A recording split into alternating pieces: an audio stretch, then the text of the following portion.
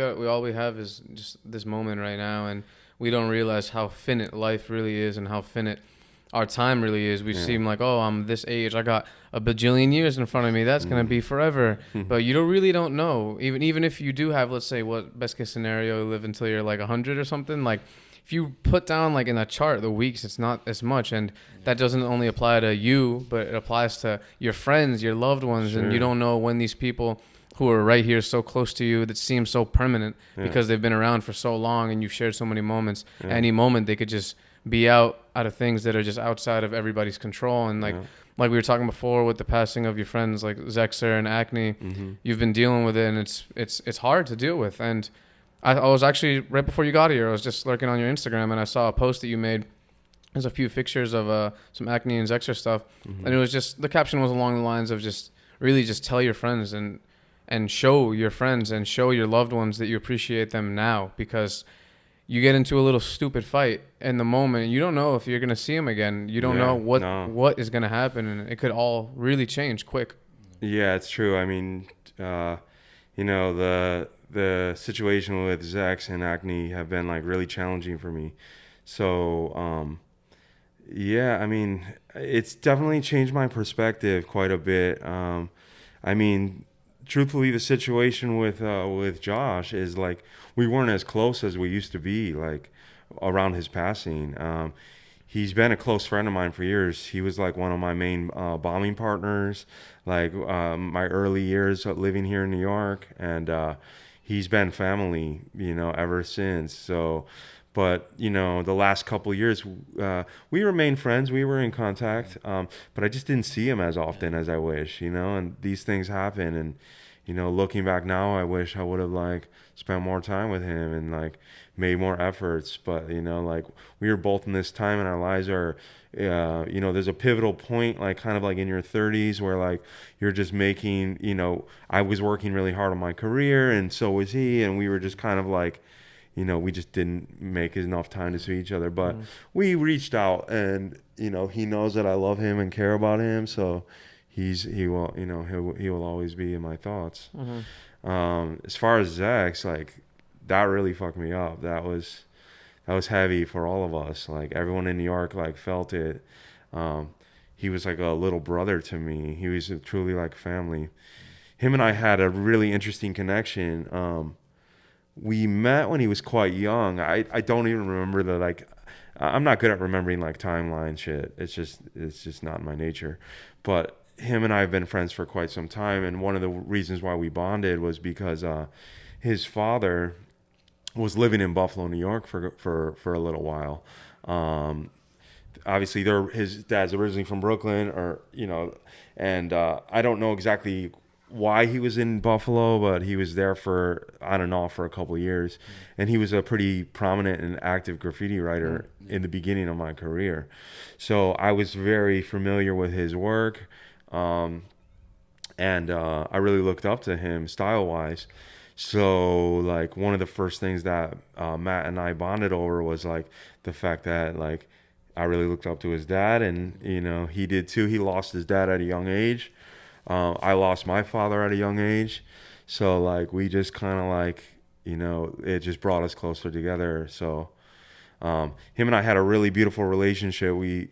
There was a lot of like back and forth. Like I did my best to mentor him in a lot of ways. I was always there for him, no matter what. And he was actually an amazing friend too, because he was so intelligent and really insightful. So like if I ever had like ideas or doubts or like anything, I could bounce these things off of him, and he would always give me like a great answer. You know, his closest friends know that about him. Like his instinct is insane. Like he can really sense like what's really going on just from like it's like a second nature kind of thing. Um, but actually, I was thinking about this a couple days ago. I mean, shit, I wish he could see me in the studio now. He would be so proud. He would be telling the world for me, and I am proud of it in a lot of ways, especially because I know he would be happy for me. So so yeah, like that was so tragic and sudden and like really mysterious also. So like there's like there's just this sense of loss. But I feel much better about Matthew in a weird way because him and I were so close up until the very end that there was never any like gray area or time that we didn't know that we appreciate one another. Mm-hmm. He was super emotional and like vocal with not only me but all his closest friends, like telling them how much he cares, and like that stuff like means everything, like. So I think of him all the time, but also like yeah, I don't know. It's hard to like put into words, but Yeah, I mean, at the end of the day, really, all of us are just finite. Even if we pass now, we pass 10 years or in 100 years, and all like I was saying before, all we have is the right now. So it's good that you and him, he's left with a lot of energy and a lot of like. I feel like sometimes someone will come across you in your life, and when they leave, you have so much, like it gives you like this like fuel to really continue going. I have some certain people in my life that whenever I'm undergoing any type of struggle, I'll just remember these certain instances, and instantly I'll just be filled with like I need to, like this is gonna go down, and it'll just fuel me in a ton of different ways. And it's like their energy is still reaching you even if they're no longer here. And it sucks that things happen the way they do, but it's like, what can we ask for? It's like we're all finite, and all you can just be grateful that you have people that you have been able to touch you in this way. Not everybody does. You know what I mean? Like, do you think that the passing of these people has left you with that sort of like some sort of like energy inside of you that helps you overcome certain instances, or do you like? Was there like a serious depression phase? How did it go? I mean, the grieving process is really strange. Like I had mentioned, you guys, I lost my dad when I was quite young. So, my like teens and 20s were like really up and down. I think that it could take anywhere from a lifetime to like a few weeks, or months or something. So I think every situation is different. I think, the thing with Matthew is like it was a really big shock immediately. So like I did a lot of like kind of digging deep, like right off the bat. And I think you're right. It is a driving force. I do have some comfort in the fact that like I know he's there for me and he has my back, and he always has. So it's a nice thing to fall back on, to have those ideas, and we had talked earlier as well about this being a rat race. So you do need motivation from time to time. You do need some like kind of like bursts in your life to like keep us moving forward, because you can burn out. And it was crazy actually. The initial setup of my studio was like quite challenging, like during COVID, waiting for fucking packages every single day, trying to get help from all my friends with like little menial tasks, speaking to my mentors, and like, trying to hoping for approval.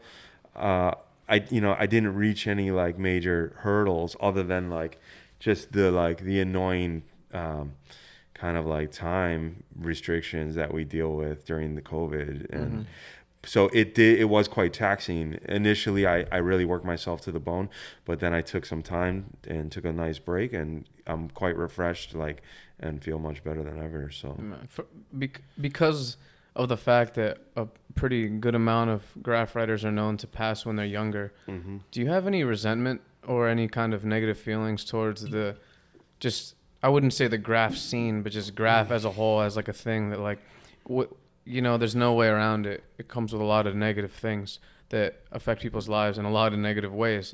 Also has a lot of positive to it. But do you ever feel like, why did this have to go down like this? Yeah, I mean, it's something I thought a lot about. It's a really crazy, I don't really know how to describe it.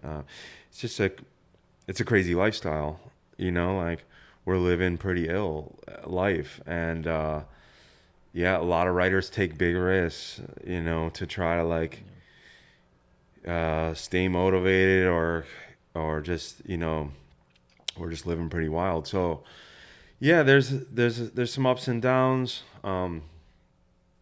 excuse me, I technically, I'm so grateful for my graffiti experience though, because um, most of my closest friends are writers, and like I really, other than watching a lot of writers pass, like quite often is pretty difficult to see. Um, so there is kind of like a undercurrent that's like hard to explain, but I overall have a positive relationship with graffiti.